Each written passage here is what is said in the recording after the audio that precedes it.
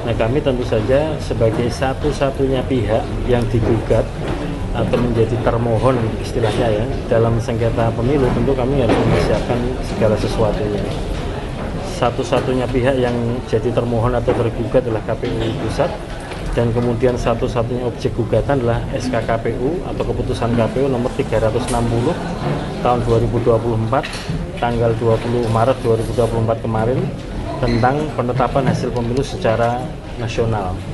Nah, malam ini hari ini hari Ahad tanggal 24 Maret 2024, malam ini KPU mengumpulkan KPU provinsi dan KPU kabupaten kota seluruh Indonesia untuk mempersiapkan persidangan-persidangan dalam sengketa hasil pemilu di Mahkamah Konstitusi. Kami juga sudah menyiapkan sejumlah advokat yang nanti akan menjadi kuasa hukum KPU dalam persidangan-persidangan di Mahkamah Konstitusi.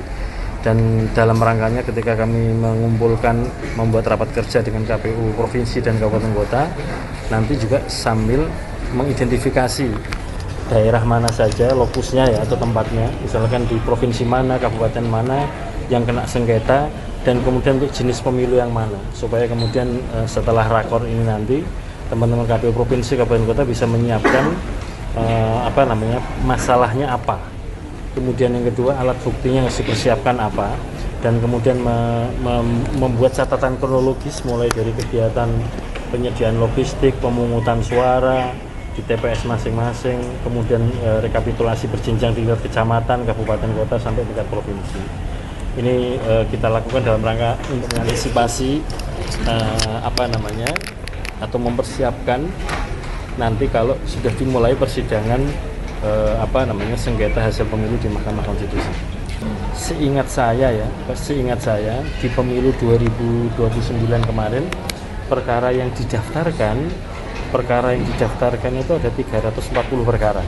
Kemudian perkara yang lanjut kepada pemeriksaan pembuktian itu ada 122 perkara.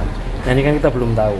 Dari pemilu presiden ada 2 perkara, DPD ada 12, DPR di provinsi ada 259, total 273 perkara. Itu kita belum tahu perkara mana saja nanti yang diregister oleh Mahkamah Konstitusi. Dan KPU akan berkirim surat kepada Mahkamah Konstitusi untuk memohon konfirmasi apakah ada perkara, maksudnya ada perkara itu yang diregister gitu ya.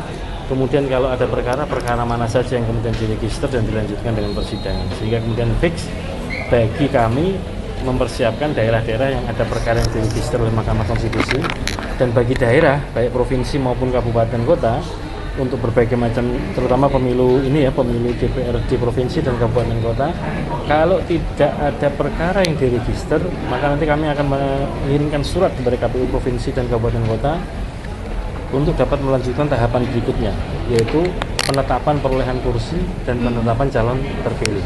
Tapi kalau sekarang kan belum bisa, karena kita belum mengetahui perkara mana saja yang diregister oleh Mahkamah Konstitusi untuk menjadi perkara yang disidangkan dalam perselisihan hasil pemilu di Mahkamah Konstitusi. Pak, untuk catatan partisipasi soal pemilih, Pak. Terima kasih.